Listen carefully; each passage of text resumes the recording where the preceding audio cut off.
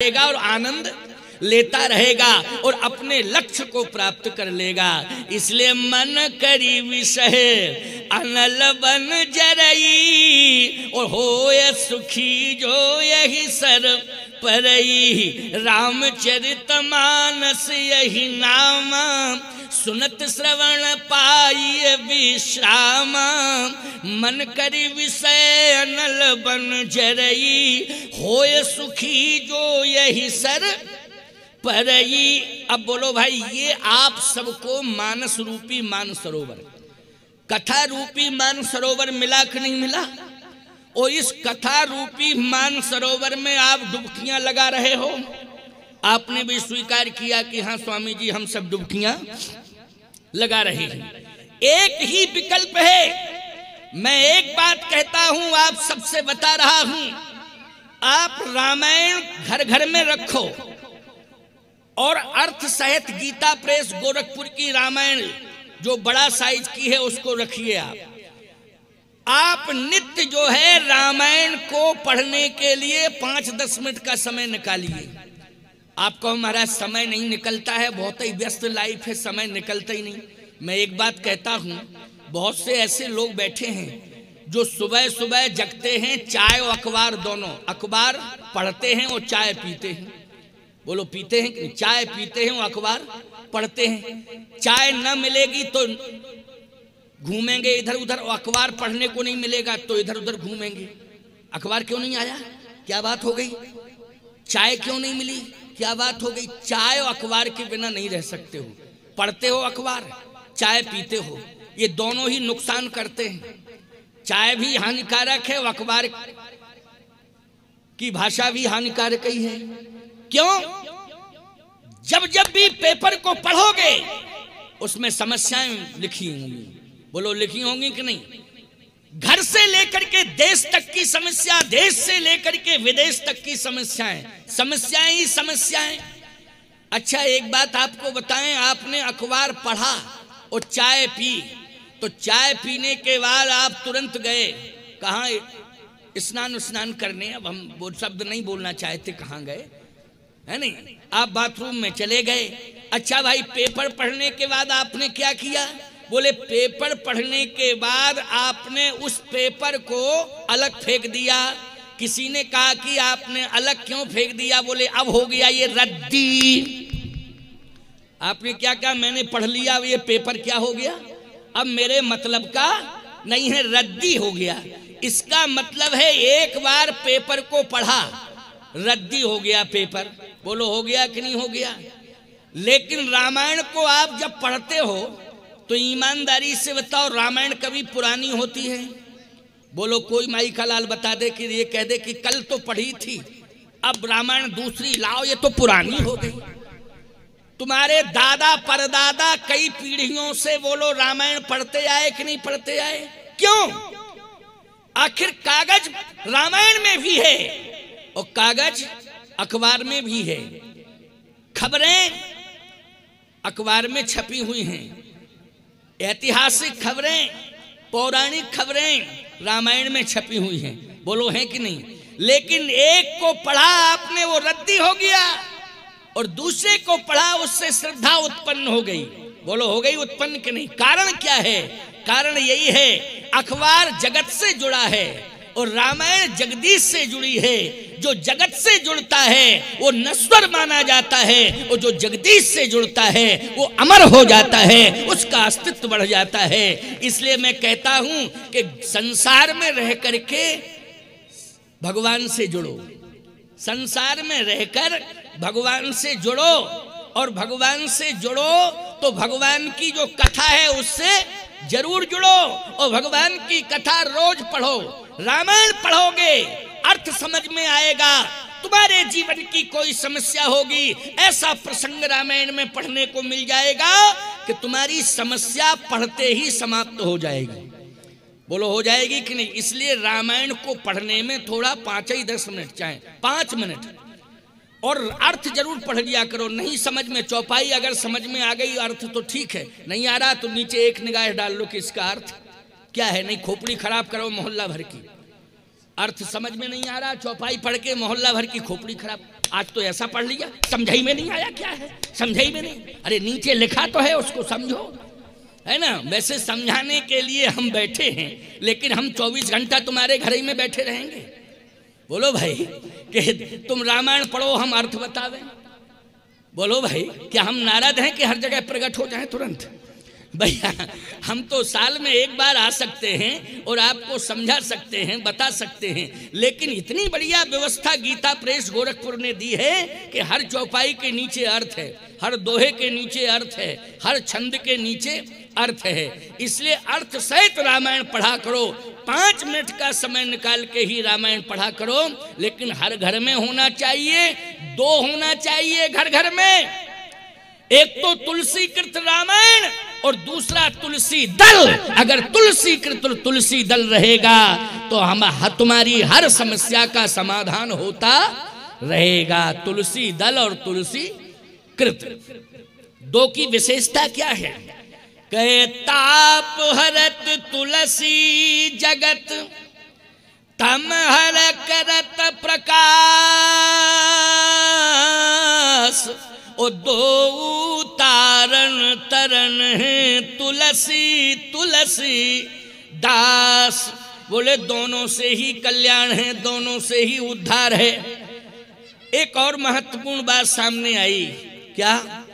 भगवान शंकर ने कहा तुलसी रामचरित का विस्तार करो, तो तुलसीदास जी बालकांड से प्रारंभ किए रामायण और उत्तर कांड में पूर्ण कर दिए। कितने कांड बने बालकांड से लेके उत्तर कांड तक? 7। बोलो कितने बने? 7। ना 6 बने, ना 5 बने, ना 8 बने, ना 9 बने, 7 ही कांड बने। आपको महाराज ये 7 ही कांड क्यों बने?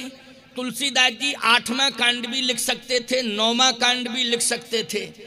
अरे तुलसीदास जी महाराज ने केवल इतिहास ही नहीं लिखा है। तुम्हें लगता ये है कि ये रामायण कृति है, लेकिन ये कृति देखने में लग रही है, ये साक्षात प्रभु श्री राम की आकृति है, लेकिन कृति के रूप में प्रकट हो गई। ये रामायण जी की आकृति है। अच्छा, मानव की आकृति के 7 अंग प्रमुख होते हैं, 7। 8वां अंग नहीं, 9वां, 7 ही अंग प्रमुख हैं। और भगवान राम जब नारायण से नर बने तो वो 7 अंग उनके, एक एक कांड एक एक अंग से जुड़ा है। संत तुलसीदास जी की परंपरा में नाभाजी महाराज हुए हैं। नाभाजी ने एक बहुत अच्छी बात लिखी, बाल कांड प्रभु पाए। जिस समय उन्होंने भगवान का दर्शन किया संत नाभाजी ने, राजस्थान में उनका जन्म हुआ था संत नाभाजी का, तो नाभादास जी ने जैसे ही भगवान का प्रत्यक्ष दर्शन किया तो कहा, ओहो धन्य है तुलसीदास जी महाराज, हम समझते थे ये कृति है, लेकिन ये तो प्रभु राम की आकृति है। रामायण रामायण पढ़ते पढ़ते राम प्रकट हो गए। नाभादास जी रामायण पढ़ रहे थे और रामायण पढ़ते पढ़ते रामायण में ही राम प्रकट हो गए। नाभादास जी को दर्शन देने लगे, श्री राम जी प्रकट हो गए। तो देखा क्या? बोले बालकांड प्रभु पाए। बोले बालकांड पढ़ रहा था, ये तो प्रभु के पैर हैं। बालकांड प्रभु पाए अयोध्या कटि मन मोहे। ओ उदर बनो आरंड हृदय किसकिंधा सोहे। सुंदर ग्रीव मुखार बिंद कहे लंका गायो। सुंदर ग्रीव मुखार बिंद कहे लंका गायो। रावण कुंभकर्ण घननादि आदि समायो। उत्तर मस्तक कांड है यही विधि तुलसीदास भन। आदि अंत लो जानिए यह रामायण श्री राम तन। ये रामायण तो श्री राम जी का ही तन है। एक एक कांड एक एक अंग का प्रतिनिधित्व कर रहा है, इसलिए 7 अंग हैं प्रमुख शरीर के, ऐसे ही 7 कांड हैं। ये भगवान का ही स्वरूप है। प्यारे, उत्तर कांड में एक महत्वपूर्ण बात, वो क्या? कांड तो सभी महत्वपूर्ण हैं, लेकिन उत्तरकांड में एक विशेषता है। वो विशेषता ये है कि उत्तरी कांड में रामराज हुआ। रामराज किस कांड में हुआ? उत्तरकांड में। अच्छा, राम का जन्म किस में हुआ? बोले बालकांड में। राम जी का विवाह किस कांड में हुआ? बोले बालकांड में।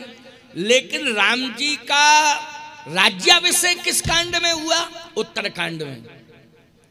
उत्तरकांड है जिंदगी की फलश्रुति, जीवन की फलश्रुति। ये फलश्रुति है। संपूर्ण जिंदगी में जितने भी प्रश्न हैं उन सभी प्रश्नों का उत्तर उत्तरकांड में है। पूरा उत्तरकांड पढ़ना, पूरा उत्तरकांड पढ़ना।